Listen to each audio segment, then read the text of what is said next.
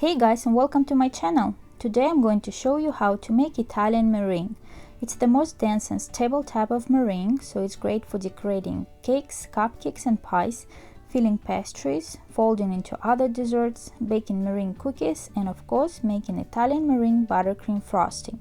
The process of making Italian meringue is very simple. The only thing we'll need is a candy thermometer. Now the proportions. Italian meringue always works best with double the amount of sugar to egg whites. So for 100 grams of egg whites, we'll need 200 grams of sugar, 60 milliliters of water, a pinch of salt, and a teaspoon of lemon juice. To make the syrup, combine the sugar and water in a heavy bottom saucepan. Instead of water, you can also use concentrated juices to add flavor. If you would like to add color to the meringue, you can add it before cooking the syrup. I'm adding a little bit of pink gel food color for my future roses. Start to heat the syrup over medium heat. At the same time, in a stand mixer bowl, combine the egg whites, pinch of salt, and lemon juice. Also, you can add powdered colors to the egg whites before whisking. Whip the egg whites on low speed until foamy, then increase the speed to medium and beat until soft peaks form. Make sure that the mixing bowl and the whisk attachment are very clean and there is no residual oil or fat left behind to disturb or deflate the meringue. Heat the sugar until it reaches 245 degrees Fahrenheit. If the sugar syrup is ready but the egg whites are not at the stage of soft peaks, add a little bit of water to the syrup to bring down the temperature. If the egg whites are already beaten but the syrup is not ready, reduce the mixer speed to low and whisk on low until the syrup is ready. When the egg whites are at the stage of soft peaks and the syrup reaches the right temperature, turn the mix on high speed and slowly pour the syrup down the side of the bowl into the egg whites. Continue the whipping until the bowl feels slightly warm to the touch. When you lift the whisk up, the meringue should be stiff and glossy. Use the meringue immediately or keep in the fridge properly covered until ready to use. For my roses, I colored a small amount of meringue into a green color and the rest of the meringue I transferred into piping bags.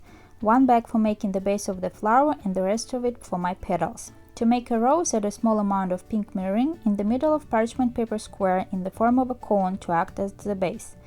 Using piping tip number 127, with the white edge of the tip down, slowly squeeze the piping bag to form one petal, making a rounded N-like movement. There will be 3 petals for the first row. Continue piping arcs that become larger as the rose increases in size. The petals should overlap a bit and the white end of the tip always touch the rose base so the petals will attach. Clean the tip before you start each petal by whipping any excess meringue off.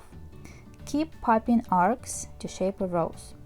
With the piping tip number 352, add some leaves around the flower for a finished look. As you can see, I also colored dark pink strip on the inside of the piping bag so that the edge of the rose come out darker.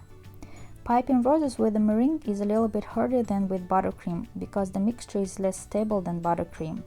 If you never piped roses before, I recommend you watch my video about piping buttercream roses where I talk in more detail about this process. You can find the link below this video. When all the roses are piped, bake them at 170–180 degrees Fahrenheit in an oven with convection if possible for 1.5 hours to 2 hours. Turn off the oven once the baking time has passed and do not open the oven. Leave the oven door closed and allow the cookies to cool completely in the oven before removing. When done, the meringue should easily peel off the parchment paper. Baked meringue cookies may be stored in a covered container at room temperature up to 2 weeks. It's very easy to make your Italian meringue into buttercream.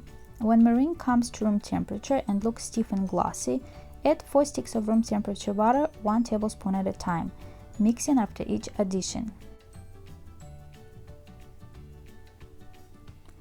Add 2 teaspoons of vanilla extract or any other flavor if using when the buttercream is almost ready.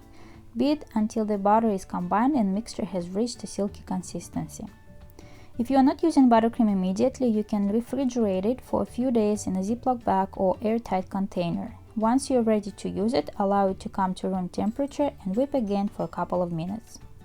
I really hope that my video will be useful to you. If you haven't already, don't forget to like, subscribe and click the bell so you don't miss any future videos. Thank you so much for watching and I'll see you next time.